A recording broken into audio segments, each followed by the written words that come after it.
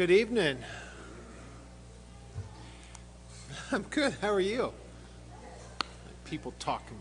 Love that. It's good to have you. Glad you're here. Yes. It's nice to have air conditioning too. It's been warm. Yeah. It's, you know what though? Again, it's the people that I go and see in the other parts of the country. If it's wintertime, I'm talking about the people in Wisconsin. It's like 20 below back there. They've got it like in the 80s and 90s back there now, but they get the ridiculous humidity.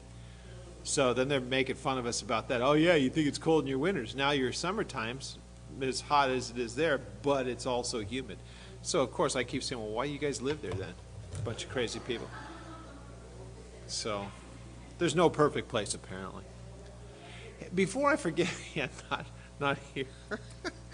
The weather's good. Anyway, we did I look tired to anybody this morning? Okay, really? I'm shocked because I'm telling you, man, we were so beat. We drove up to Pismo Beach yesterday in the morning, went to a wedding, and then drove back from Pismo Beach last night. We got in about midnight. Man, and so why do I bring that up? Because traffic.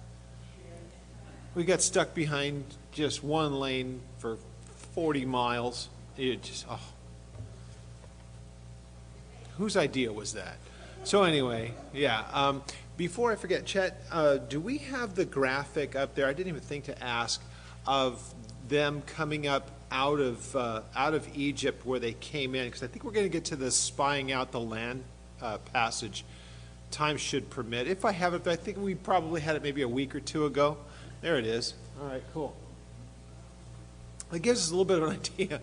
When you see the little, moving around there, this is kind of the area that they spied out. Here's something that I'll point out if we should be able to get there. Starting at chapter 10, or at the end of chapter 10, remember, it's like, okay, finally, we've been studying this for really months and months and months of the tabernacle and where they would camp and all that kind of stuff. And chapter 10 says, great, let's go. It's time to get going. It's time for the journey. We're going to get there, right? So we looked very briefly 2 weeks ago, because last week was communion, but we got to the point where immediately in chapter 11, a problem occurs. And this is going to plague them in the rest of the time. It's one thing after another after another. It's nothing but the griping and the complaining and all of the things that would make obstacles between where God wanted to ultimately bring them and then the actual, getting there. It's just one thing after another. It's an amazing thing that takes place. But what we sometimes forget, chapter 13 is early on. Remember, this is within the first couple of years. They've spied out the land early on. So by chapter 13, they send out the spies. I don't know about you, but for the longest time, I always kind of thought that they would spy out the land right before they went in, well up into the north where they actually came in. They came in from the east across the Jordan, right? Well, they've got another 38 years ahead of them. And the spying out of the land happened down low where you see Kadesh Barnea and all that stuff. They're on their way to that. So we get to that tonight, and just think about this.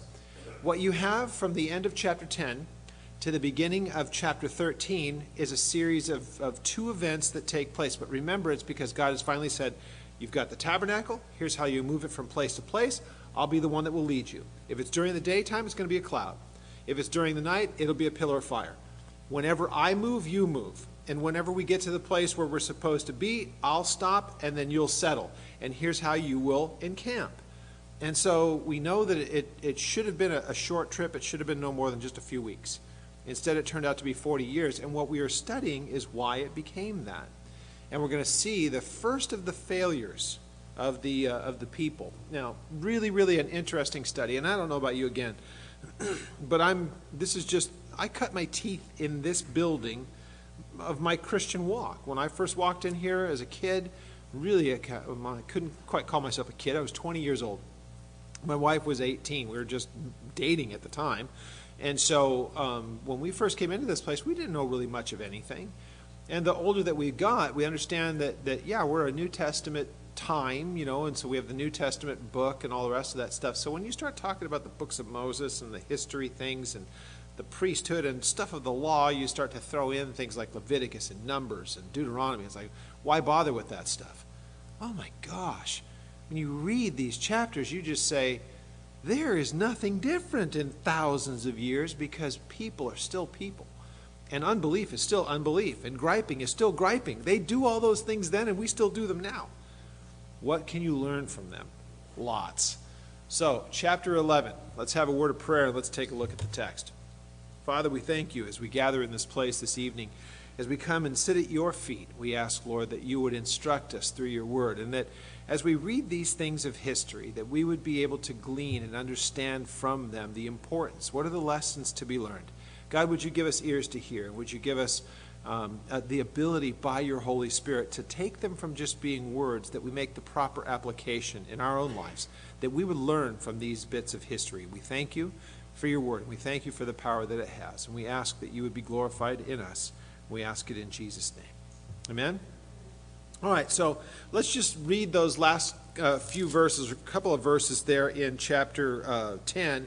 And it says, let's go to verse 33. So they departed from the mountain of the Lord, and they journeyed for 3 days. And the ark of the covenant of the Lord went before them for 3 days' journey to search out a resting place for them. And the cloud of the Lord was above them by day, and they went out from the camp. And so it was, whenever the ark set out, that Moses said, "Rise up, O Lord, let your enemies be scattered, and let those who hate you flee before you." And when it rested, he said, "Return, O Lord, to the many thousands of Israel." So, great. Now we get to start the whole process. And so if you remember a couple of weeks ago, it's like, great, here we go. Look at what happens as soon as you get into the first few verses of chapter 11. Now the people complained. Oh, man. And we thought it was just our kids. No, these are the adults. So immediately, when the people complained, it displeased the Lord, for the Lord heard it, and his anger was aroused. And so the fire of the Lord burned among them and consumed some on the outskirts of the camp.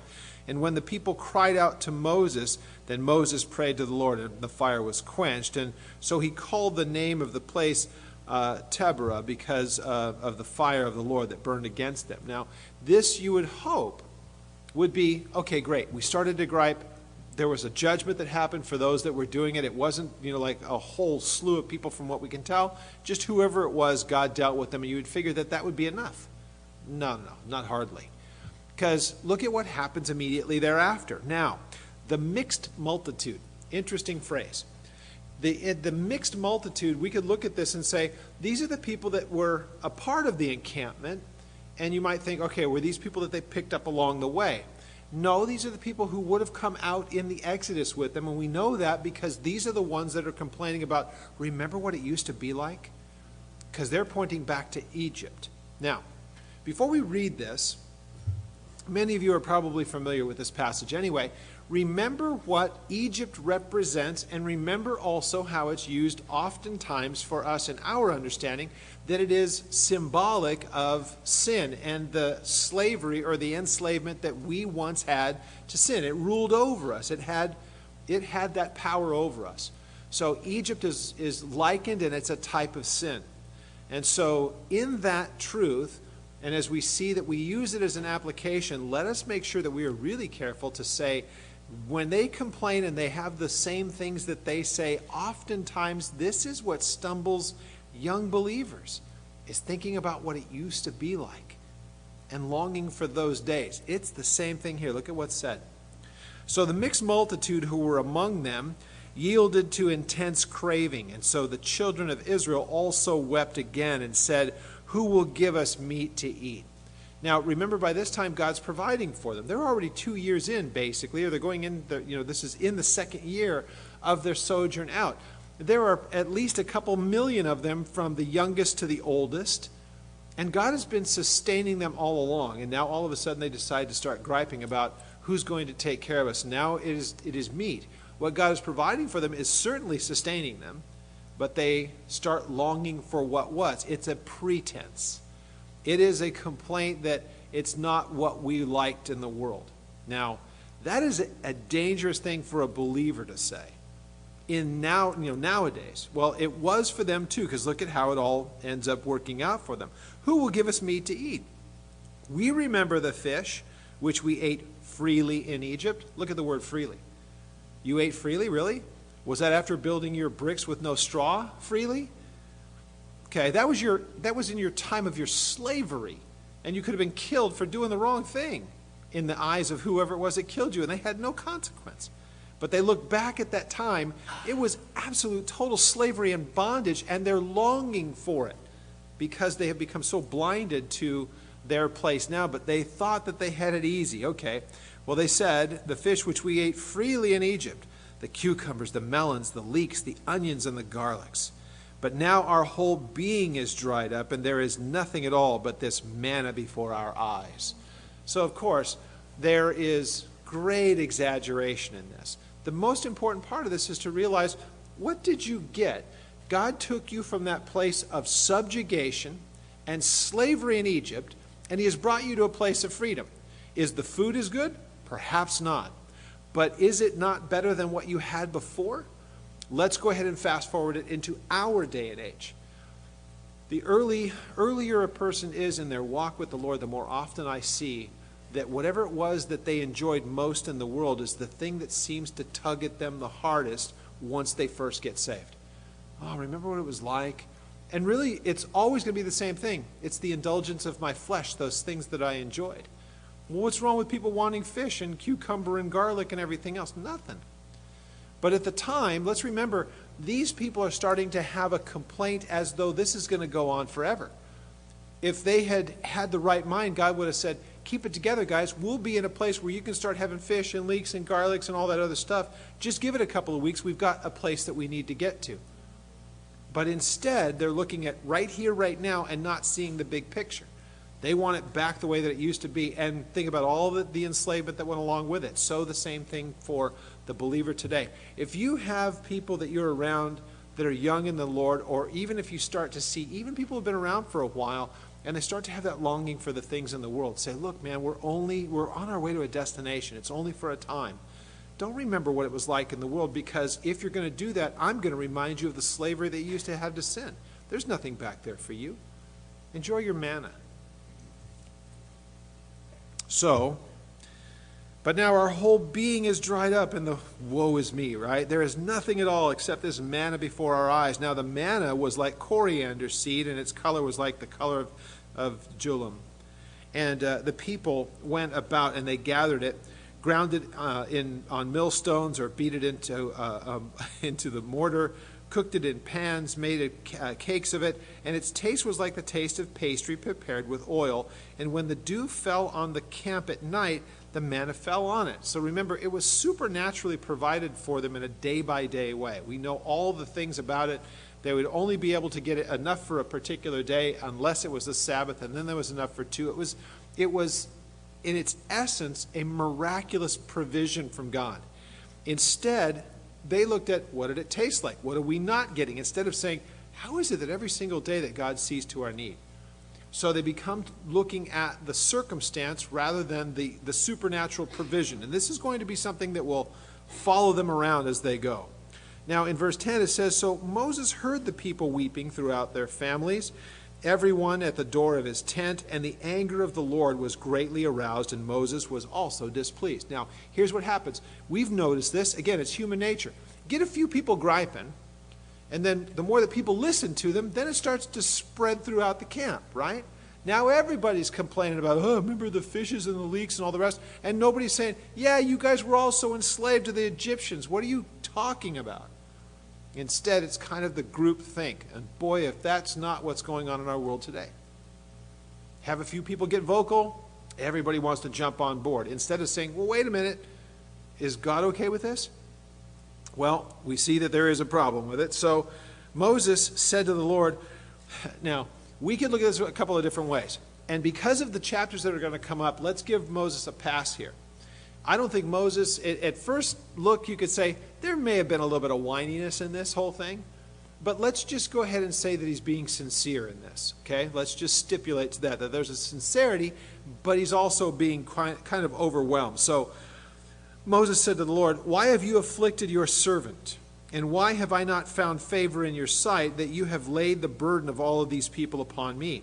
Did I conceive all of these people? Did I beget them, that you should say to me, carry them in your bosom, as a guardian carries a nursing child to the land which you swore to their fathers? So there is some element of this whole thing about, God, why'd you put this all on me? Now, an interesting thing is going to come up in the next chapter where you'll see that God has chosen this person to do the things that he is doing. It is the man of God's choosing.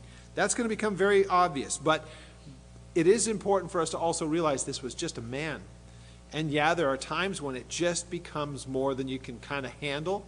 And the task, it seems, at times was just overwhelming. And this is one of those times. So he says, so where am I to get meat to give to all of these people? For they weep all over me, saying, give us meat that we may eat. Now, here is where he seems to fall short.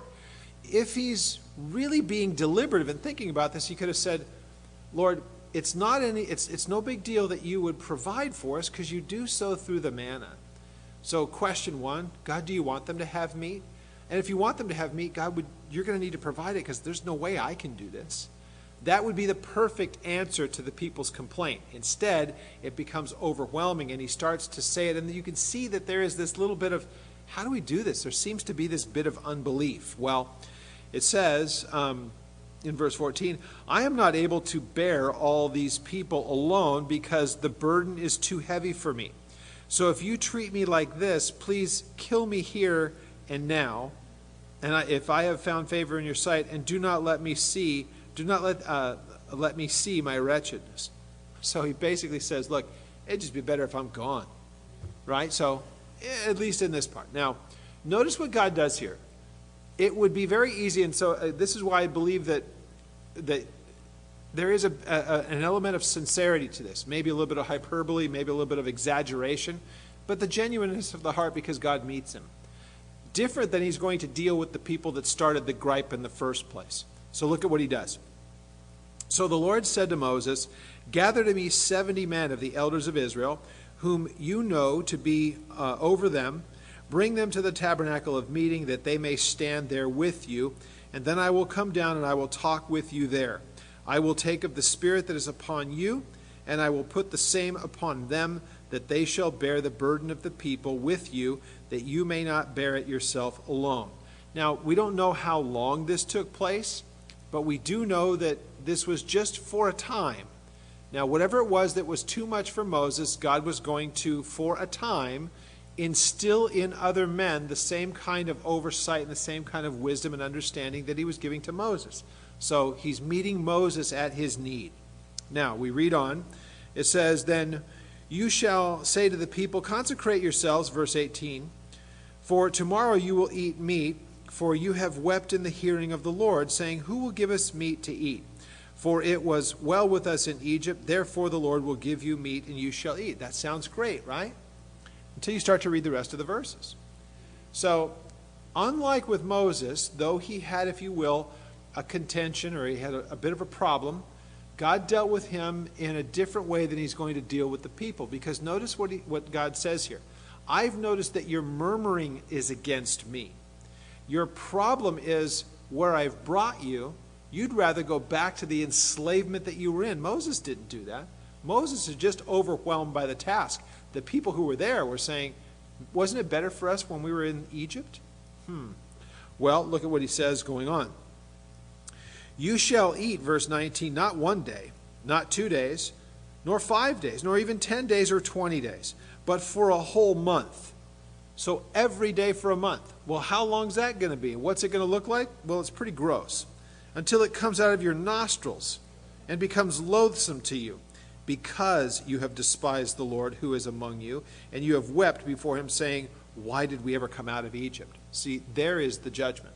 There's their problem. Why did we even come out here in the first place?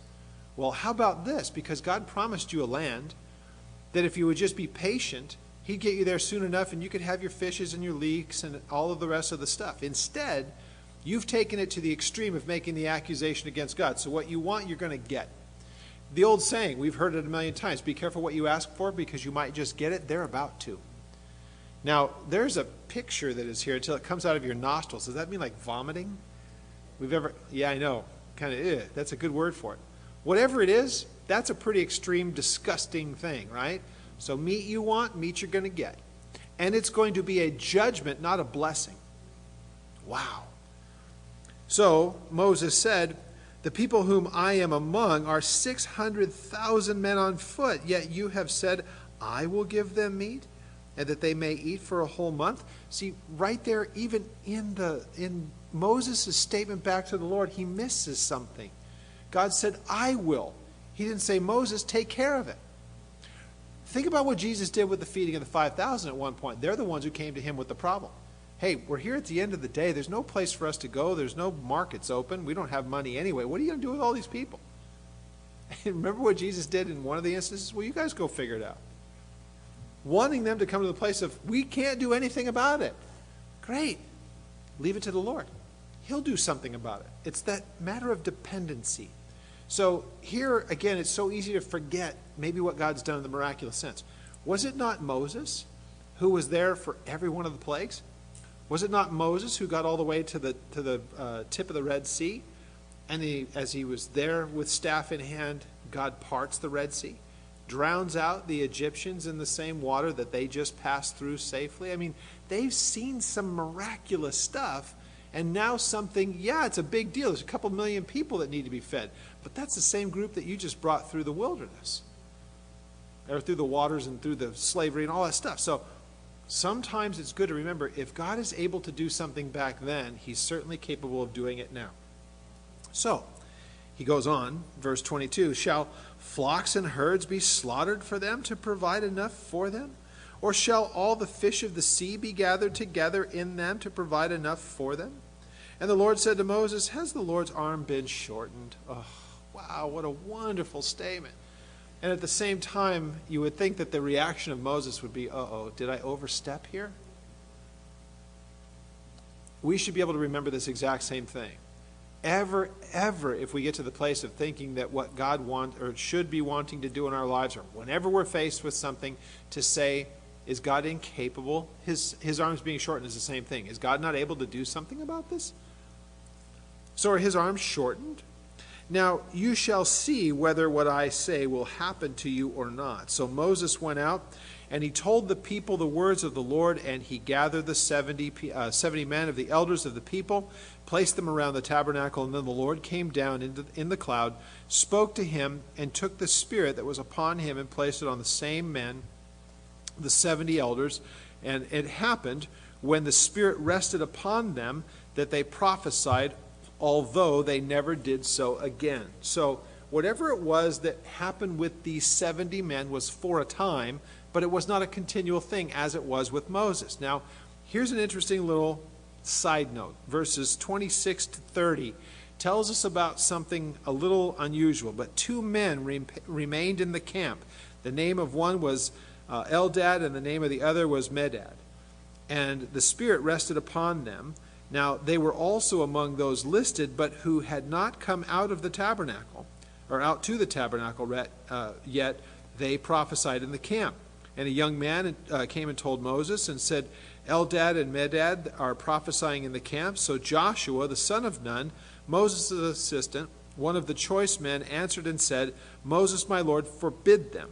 And Moses said to him, are you zealous for my sake? Is this because you're worried about, are you threatened on my behalf?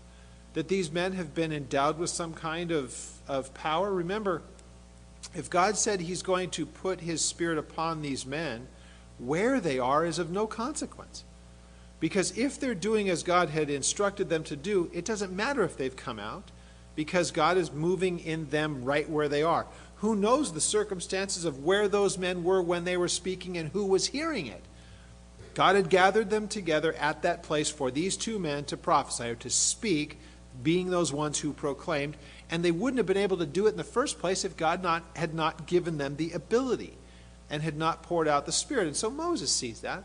Moses is able to say, I'm not threatened by this. If they're doing what God has instructed them to do and empower them to do, what is it to me?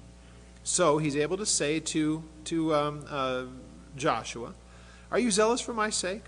Oh, that all the people were prophets, and that the Lord would put his Spirit upon them. And Moses returned to the camp both he and the elders of Israel. What a wonderful thing. Now, this is very reminiscent of what you see in the latter parts of chapter 3 of John, because there were some of the disciples of John the Baptist who came to him and said, hey, Jesus is over there and he's baptizing and people are coming to him. Go and read that for yourself. It's at the end of chapter 3 of John's gospel, and basically it's John is going, hey, wait a minute, that's great, because I'm only here to point people to him, but as John says, I have to decrease that he would increase. So if God's doing something with him, that's as it should be. Don't worry about it for us. That's fine. We need to back away from this because God is beginning to elevate his son. Really cool stuff. The point is, if God is doing something, there's no reason to get in the way of it. There's no reason to be possessive of something. All right? So, at verse 31, so what happens? A wind went out from the Lord, and it brought quail from the sea and left them fluttering near the camp, about a day's journey on this side and about a day's journey on the other side, all around the camp, about 2 cubits above the surface of the ground. And so, however it was, again, we just have the words that are here. Try to envision this. You can't. But from the direction of the sea, along comes about this high off the ground, roughly, quail. And they're just kind of hovering so that the people are able, I don't know if they knock them out of the ground or they just or knock them to the ground, or if they just grab them or whatever. But can you imagine a sea of birds for a day's journey in any direction, and there they are?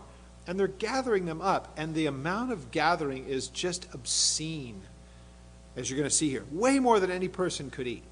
Well, so about a day's journey in either direction around the camp, about 2 cubits above the surface of the ground, and the people stayed up all that day, all night, and all the next day, and they gathered the quail, and he who gathered the least gathered 10 homers. And of course, this leads all kinds of jokes, right? All right, so quail about this high and homers and, silly. So they spread them out for themselves all around the camp. But while the meat was still between their teeth, before it was chewed, the wrath of the Lord was aroused against the people, and the Lord struck the people with a very great plague. And so they called the name of that place Kibroth-Hattaavah, which means graves of craving. Now, it was pretty interesting the way that they would name places. Can you go visit this place today? My guess is you wouldn't want to. So we don't really know for sure where it is, but this is where they had gone to this particular place. Now, what it doesn't tell us, were there people that were thankful? Lord, you've given us what we need, and they were just grateful for what God had given to them, and they were able to eat of those things. We have no record of them, but I would assume that there was plenty of those people. These are the griping people. These are the ones that had become so gluttonous. And the phrasing of this kind of gives the impression that before they could even exhaust the supply, they had so engorged themselves.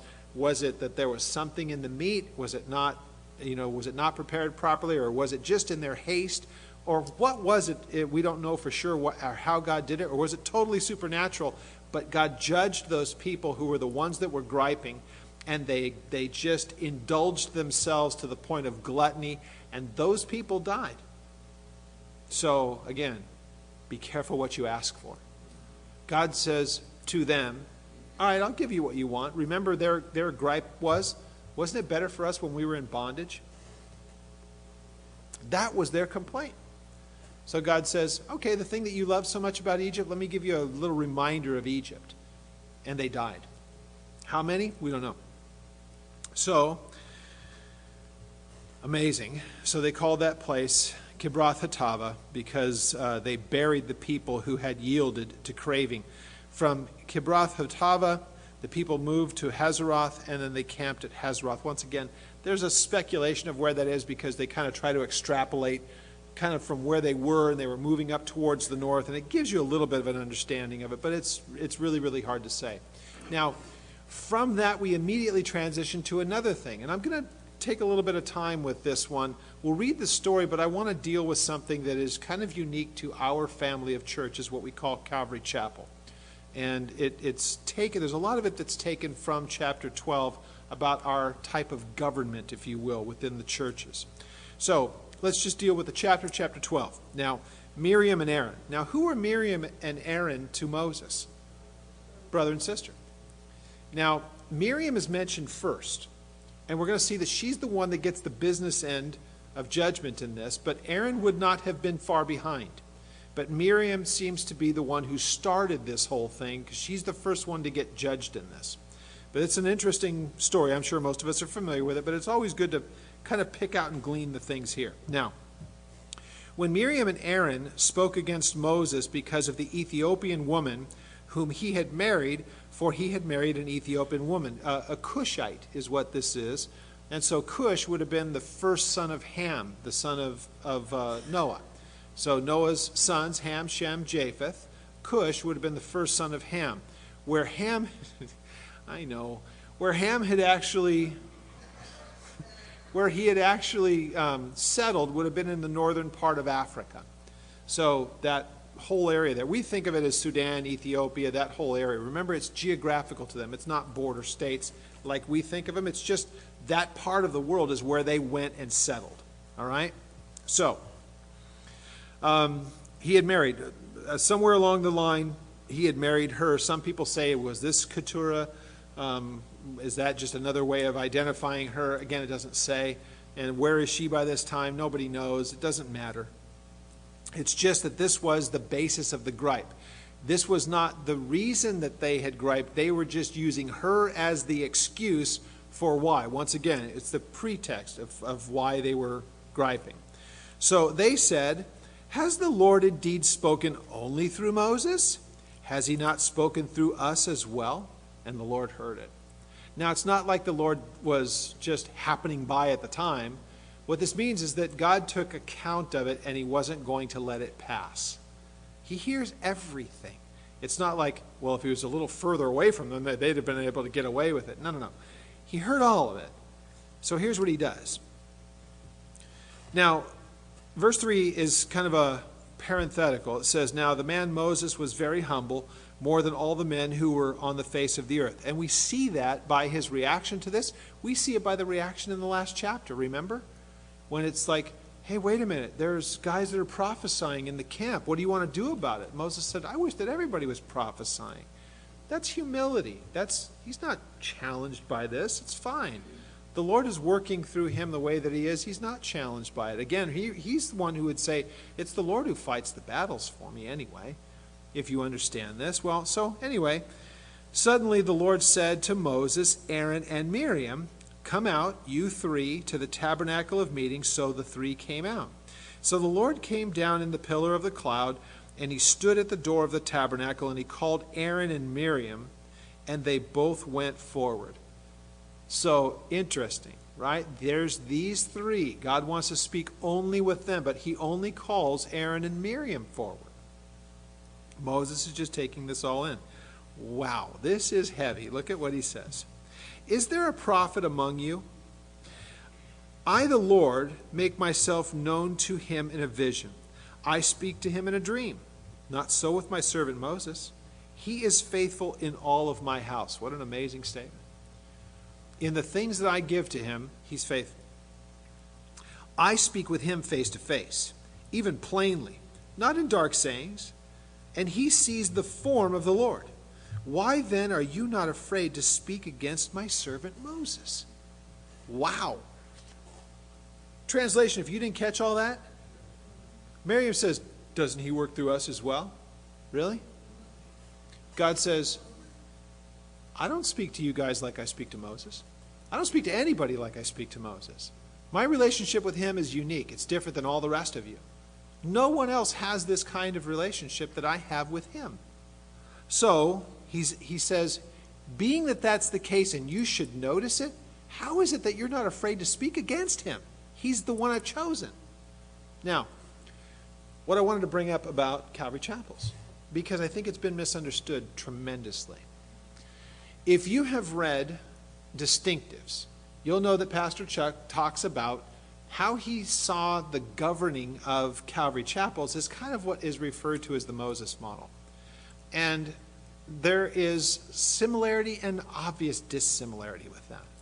So you find that it is potentially a type of system. If a person exploits it, it can be really horribly run.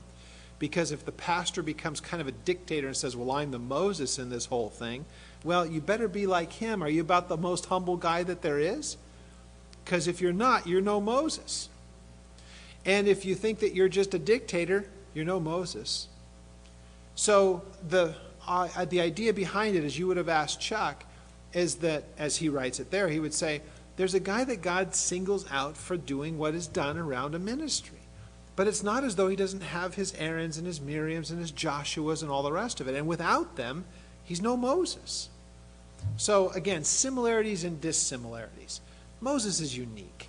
It's just as Chuck would have said, it's kind of a model of the way things are, because look at the other types of, quote, church governments that there are. Imagine, or you've seen them, there's the church where the pastor's just the guy that's been hired by the board. And the board has all of the power.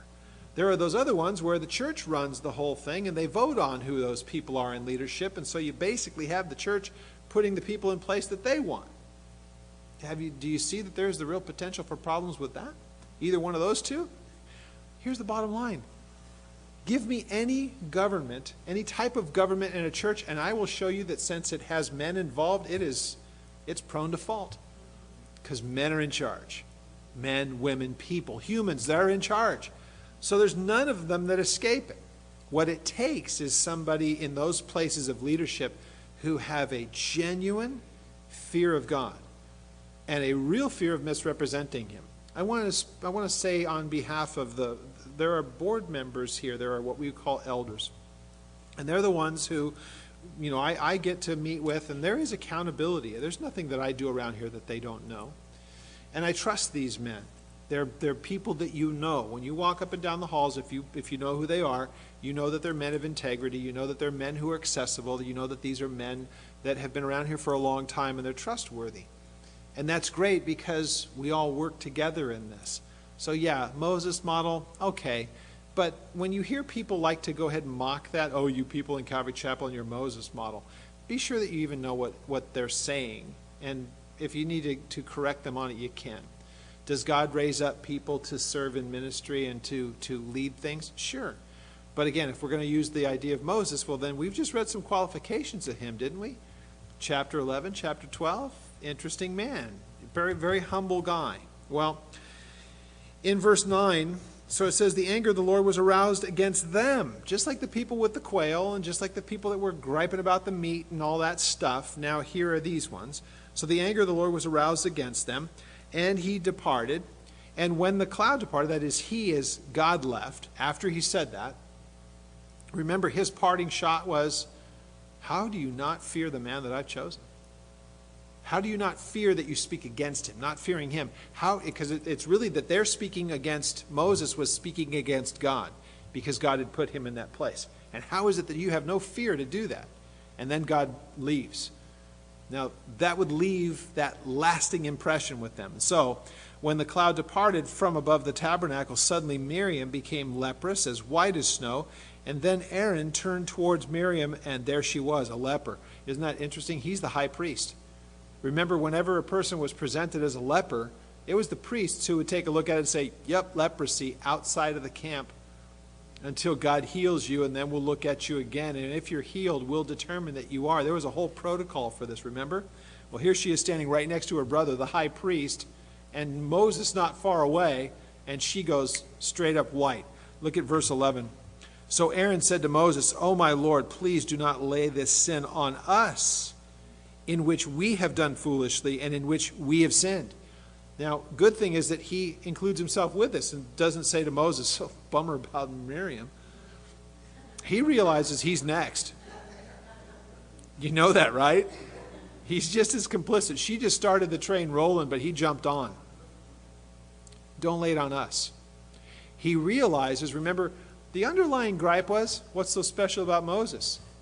Now it goes sideways, and who do they go running to? Moses! You've got the inside track with God, help. Right? So, this is, the graphic nature of this. Please do not let her be as one is dead, whose flesh is half consumed when it comes from the mother's womb. A child that had died before being born, consumed. Such graphic stuff. So what does Moses do? Hey, I'm the guy. Not going to do it. You guys deserve it. That's not what he did. Could have, if he was just a fleshly man. But remember again, his is one of humility. His is one of saying, God shows who he wants to do whatever he's going to do. So he says, or so it says, Moses cried out to the Lord and he said, please heal her, O God, I pray. Pretty simple. Really? So he didn't have to do any kind of, dancing around and hocus pocus kind of stuff. He just cried out and asked that God would do something. God answers that kind of prayer? Sure he does. Of course he does. So the Lord said to Moses, if her father had but spit in her face, which was a way of showing contempt. Now, it's not that this is a prescription or anything else. It's just a way of saying, wait a minute. If she had done something so contemptible and her father had done this, that would have been an open rebuke. So he said, if her father had spit in her face, would she not be shamed for 7 days? So let her be shut out of the camp for 7 days, and afterward she may be received again. So God says, I'll do as you've asked, Moses, but we're going to make an example of this. It's going to take a whole week, and she's going to be outside the camp. And it will be a reminder to her, to Aaron, to you, and notice it's going to be a reminder to everybody else, because what we see here, verse 15, so Miriam was shut out of the camp for 7 days, and the people did not journey until Miriam was brought out again. So the people were maybe being able to ask, well, why are we still here? Because Miriam sinned against God, and God's judging her for 7 days. So we're going to sit tight until that's over with. Everybody's involved in knowing what took place. You get it? So we would be able to say, great. They only had to hear about the murmuring in chapter 11. They only had to have the thing about the people that were gluttonous and died in the wilderness. And now Miriam, let's just go into the promised land because God's taught us all a lesson. Wouldn't that be great? Is that what went down? Not hardly.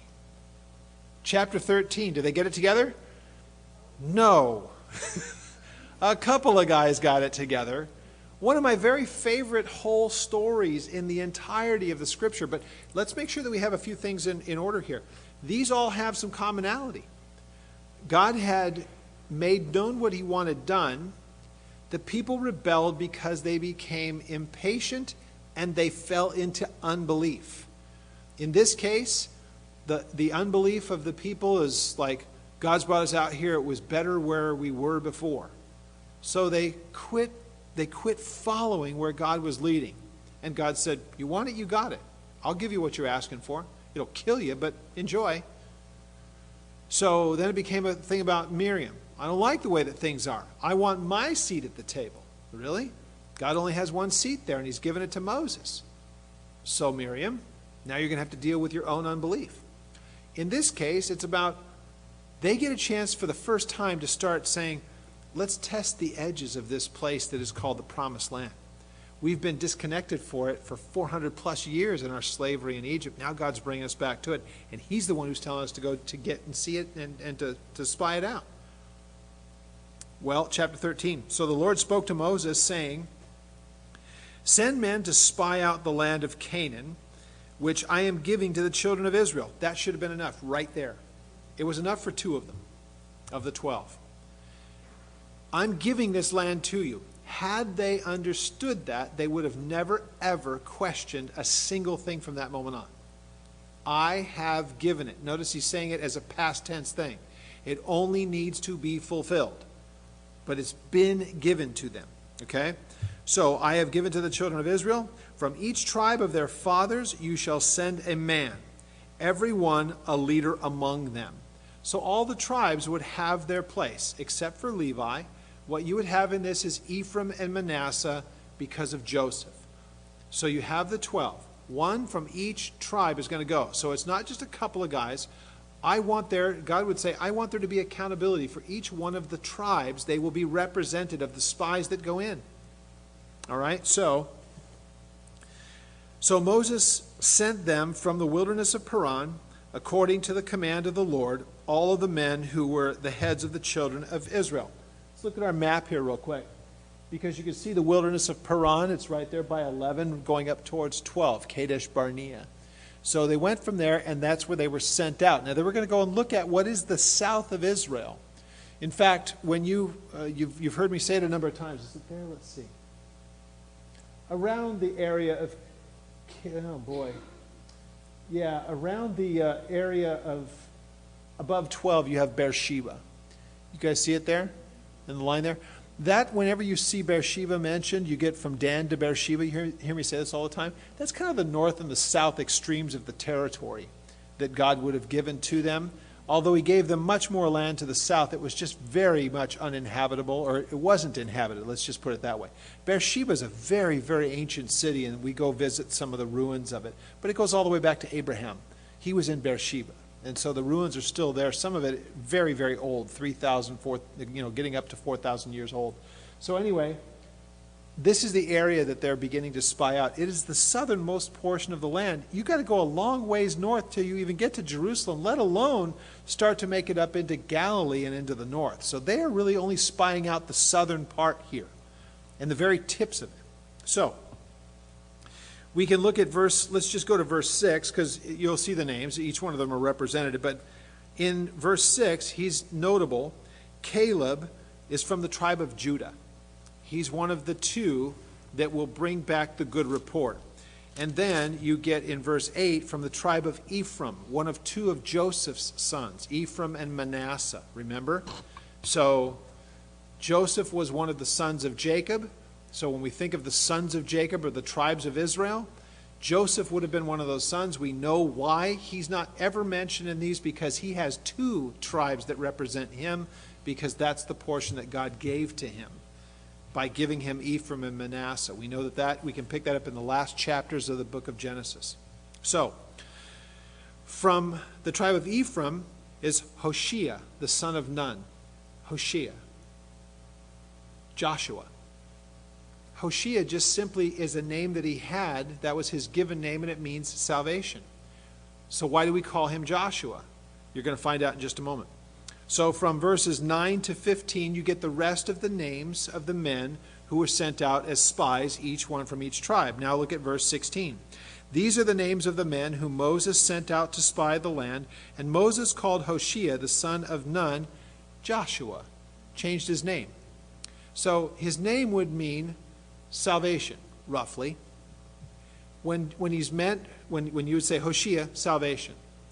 When you say Joshua, it becomes Jehovah is salvation, from which we get Jesus, Yehoshua. Yahweh is salvation, Yehoshua. Okay, so he has this cool name change that takes place. So we always think of Joshua like that was his name that was given. No, it was Hoshea initially, and it was the recognition that this would be a very interesting man. And it really does tell us a little bit of down the road how his life is going to be changed. But he's singled out here. So Moses sent them to spy out the land of Canaan. And he said to them, now go up this way into the south, and then go up into the mountains. Now, mountains, roughly, kind of loosely, there aren't mountains like we think that we have out here, but they do have their mountainous areas, and it starts down kind of towards the south. Right there along where the Dead Sea is, you've got nothing but mountains to your west, and it leads up to Jerusalem, 3,000, roughly over 2,000 up into the 3,000, foot areas of mountains that are there. So, it says, now go and spy it out, said to them, go up into the south and then into the mountains and see what the land is like, whether there are people who dwell in it, and whether they are strong or weak, whether they are few or if they are many, whether the land in which they dwell is good or bad, whether the cities that they inhabit, are they like camps or like strongholds, whether the land is rich or poor, and whether there are forests there or not. But be of good courage, and bring some of the fruit of the land. Now the time of that season was the first for ripe grapes. It's an interesting thing. Notice he says to him, be courageous. It says to all of them, be courageous. Where do we hear that said again? Book of Joshua. When Joshua is told to go into the land. Going to be roughly 38 years from this time. God's going to once again tell him to be courageous. Go in courage. Cool. So they went up and they spied out the land from the wilderness of Zin as far as Rahab, near the entrance of Hamath. And they went up through the south and they came to Hebron. And then these guys, these descendants of Anak, were there. Now Hebron was built 7 years before Zoan in Egypt. And so they came to the valley of Eshcol. And Eshcol simply just means cluster. It means a cluster. So they came to the valley of Eshcol, and there they cut a branch with one cluster of grapes. They carried it between two of them on a pole, and they also brought some of the pomegranates and the figs, and the place they called the valley of Eshcol, or the valley of cluster, because of the cluster which the men of Israel cut down there. Now, the things that they were told to go check out, Moses basically says, what we're doing is we're sending you in, it's a reconnaissance mission. Go take a look at the place. Let us know what the cities are like. Is it just encampments? Or do they have it where it's like, there's strongholds. These are fortified cities. What are the people like? Are they strong or are they weak? What's the land like? Is it good? Does it give? Does it yield fruit? Does it do all that stuff? We need to know what we're getting into and if this is what we're going to do. Well, they do all of those things. They return from their spying in verse 25 out of the land after 40 days. So it was a good long time. They were in there more than a month. Now they're coming back.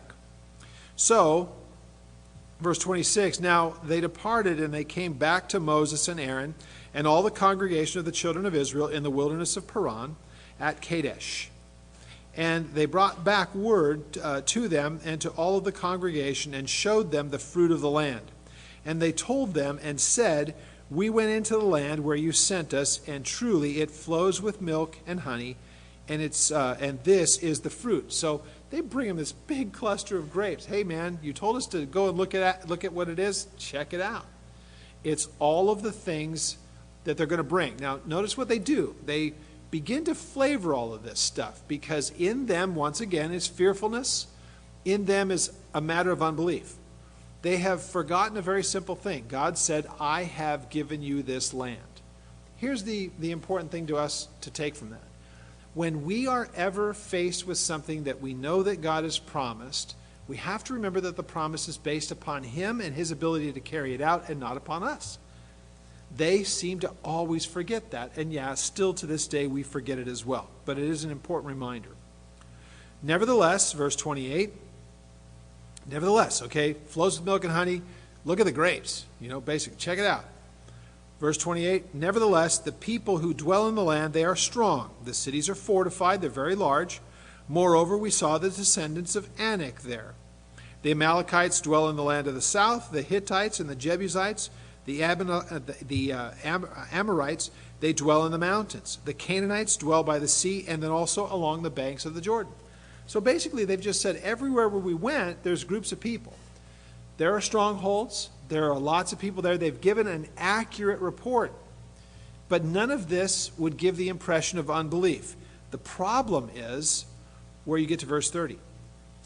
Then Caleb quieted the people before Moses, and he said, so let us go up at once and let us take possession, for we are able to overcome it. Now, you can look at what he says here, and the question that might just simply be asked is his one of just saying, under normal circumstances we shouldn't go, or we may be overwhelmed? Or is it one of just being able to say, yeah, all of those reports are true, but is it not evident to us by now that God is for us?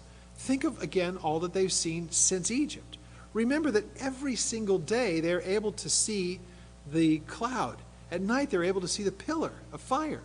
Every single day the presence of the Lord is around them. They have just been reeling, some of them, from God's judgment that has been visible. Many of them have already died because of God's greatness. If He can do that to His people for their rebellion, can He not do it to a whole land that He has given to His people? See, they got so stuck in this that they couldn't see this. Is that not still the same condition with us? Goodness, this is so frustrating. Because look at, here we are, we're reading this, and we can see it as plain as day. I guarantee you some of us this week will probably get stuck in the same place of unbelief. Can God really actually do this? He'll remind you, what were you just reading Sunday night? Trust me, we all learn this. And it's a never-ending process. Now, verse 31. But the men who had gone up with them, or with him, said, we are not able to go up against these people, for they are stronger than we are. So once again, that is looking at their ability, whereas Caleb and Joshua were looking at it in a much different way. Caleb is the one who speaks up here, which is really important. But he's basically saying, look, I'm not going to dispute any of the reports, but God told us to go, so let's go. I love this. This is just so cool how they're just so dependent on the Lord. Now, so they gave the children of Israel a bad report. Now, this is how God would have assessed it. This is how it's recorded. They gave the bad report. It was accurate in saying the strongholds, that it flows with milk and honey, that it gives and it yields its fruit, where the people are in the land, where the situations are. All of that is correct. What's the bad report? So it says, but they gave a bad report of the land which they had spied out, saying, the land through which we had gone as spies is a land that devours its inhabitants. Here's where they start to get into exaggeration. They don't explain what that is, but no matter what it is, it's not a good report. Because remember, would God send his people to a land that does these things just to have them consumed? If the land consumes its inhabitants, then it would consume them too. Would God not have known that in the first place? And if he had known it, would he have been sending them? Would he have broken them out of Egypt in the first place to bring them to that place? Would he have been correcting them all along, trying to keep them from falling into unbelief if he was just going to destroy them anyway? I mean, you should think about these things. Very interesting. So, the land through which we have gone out as spies, that land devours its inhabitants. And all the people whom we saw of the men are great in stature. They're big. Well, there we saw the giants. This word giants used only 2 places in the Old Testament. The other place that you will find them they are referred to as the Nephilim in Genesis 6. And there's all kinds of crazy stuff going on in Genesis 6 and different views of what they are. They're freakishly large humans, or they are spawn of Satan. And there's your 2 camps. People like to fight over it all the time. Here's the bottom line to it. Whatever it is, at minimum, they are freakishly large, the ones that are being reported of there. And it talks about that they are sons of Anak and descendants of Anak. Now, again, we don't really know who this guy is, but that's the report that they bring back. So they say, we saw the giants, the descendants of Anak that came from giants. And we were like grasshoppers in our own sight, and so it was that we were in their sight. So we looked at them, we felt like grasshoppers. They looked at us, grasshoppers. Okay, that's a ridiculous assessment because nobody's quite that big. But they do know from their history that those guys, that there were some people that had existed back when. They know Genesis 6. They know that there were these people that were men of renown, these giants, and there's still going to be some of them around later in their history because David's going to fight Goliath, right? In a valley that's not too much further up from Beersheba. It's one of the places that we go into Israel when we get there, the Valley of Elah. So was Goliath kind of freakishly large? Yeah, the dude didn't even have the right number of digits. He had an extra one, like that. So, closest artist rendition that I could come up with, but this guy is massive. So yeah, it's a correct report. There's nothing wrong necessarily with the report. It just becomes a very simple question. Has God told us to go? And if God has told us to go, he knows all that awaits us. And yet he has told us to go anyway. Because remember, this is a promise that was made generations before. This is a promise that was given to Abraham and then to his son, from Abraham to Isaac, and from Isaac to Jacob, and then from Jacob to his sons. And now those same sons and the tribes from them are ready to go into the land finally, where they will no longer be sojourners, but they will be occupants. They're about to go into this land that God had promised to them. And yet you still have some people saying, yeah, but circumstances would say otherwise. That's why we depend on a thing called faith. And they lacked it, some of these men. Now, when we get to chapter 14 next week, you're going to find out that the very excuses that the people gave for why not to go in, remember, the people were going to be swayed by the report in this. And God is going to judge them based on this episode right here. So there will be a number of other things that cause their distance and all the rest. But really this kind of sets the clock of why did it have to go so long? Ultimately, you're going to see that since they use their kids as the reason why, they're going to hide behind their children. So basically, they're going to have to wander in the wilderness till they all die off. And then their kids get to go in. Interesting. So, with that said, let's go ahead and let's stand. We're going to close a couple of minutes early. And rather than get into chapter 14, it'll take way too long. So let's stand. Let's have a closing word of prayer. And we will get into chapter 14 next Sunday night. Father, we thank you once again for your word, and we thank you for the challenge that it puts before us. We would ask, Lord, that as we take the time, as we do, to study through your word, that we can glean so much from it. It is indeed a matter of us believing where you lead and recognizing that when you call us to do something, that you're the one who supplies the ability. It is not about us. It is always about you. And we can see this in the text all the time, and we are constantly reminded, and yet we need to be in that place of reckoning and thinking through these things and looking to you for the ability.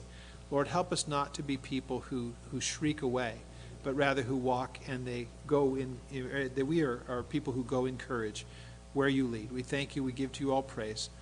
Help us to be dependent upon you and your word. We ask in Jesus' name. Amen.